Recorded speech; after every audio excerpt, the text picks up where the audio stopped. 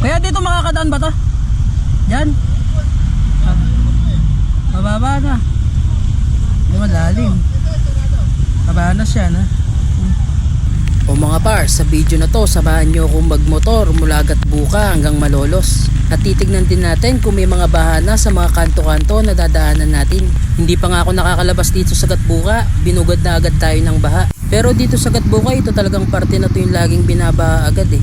Sa ngayon, kaya pandaanan ng motor, pero siguro mamaya pag tumaas pa yung tubig, hindi na rin makadaan. Pinas forward ko na nga yung video. Yung tubig nga pala hanggang bago makarating kay Alvarado. Makikita na naman natin yung mga sandbag na Alvarado niyan. Yung susunod na kanto na dadaanan natin, itong kanto ng Pranses. Sa Gatbuka medyo mababaw lang yung tubig, pero dito sa Pranses talagang malalim na sa kalsada nila.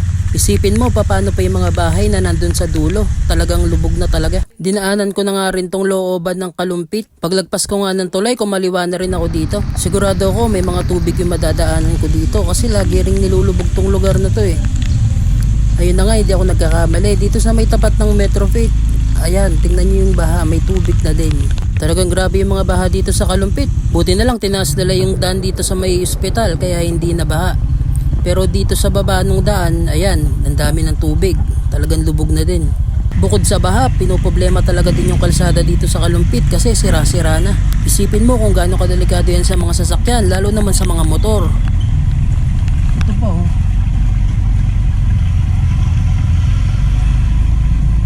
Susunod naman natin titignan yung CI at saka ipapasok dun sa may pungo. Dito sa daan na to talagang hindi na pwedeng lakad, bangka na yung magiging daan nyo para makatawid. Nagbibideo lang ba? Nagbibideo lang.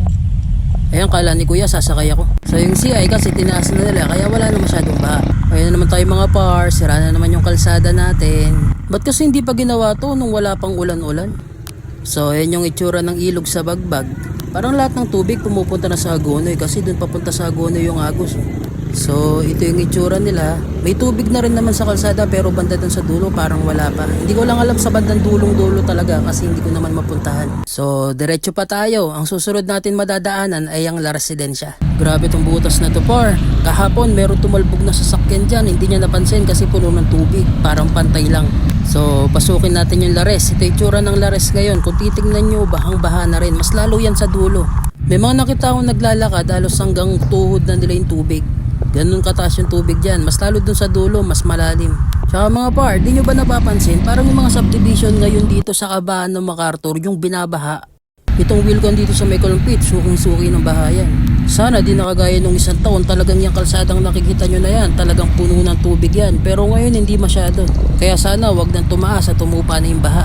Itong gasolinahan na to, talagang nakakahawa na, nalubog na. Dito sa Northfield, sinasakyan na nila yung mga tao dito sa malaking truck na to para makatawid lang sila kasi medyo baha na rin talaga sa kalsada eh. Ganito kalalim yung baha dyan. Kaya mukhang natirikan tong isa oh. Sabi ni Manong, tinanong ko, yung motor hindi daw makakadaan dyan.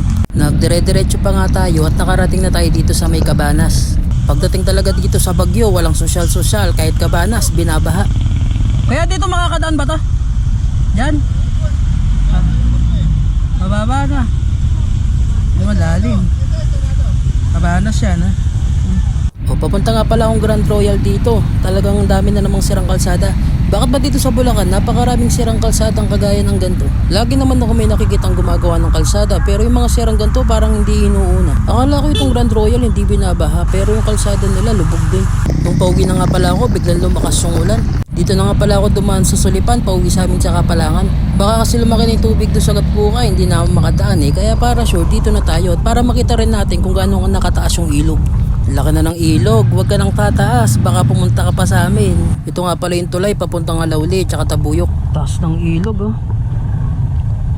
Kung piyesta ngayon, hindi na makakaraan siya pong iro dyan. Itong ilog na yan, papunta tayo ng Kapalangan.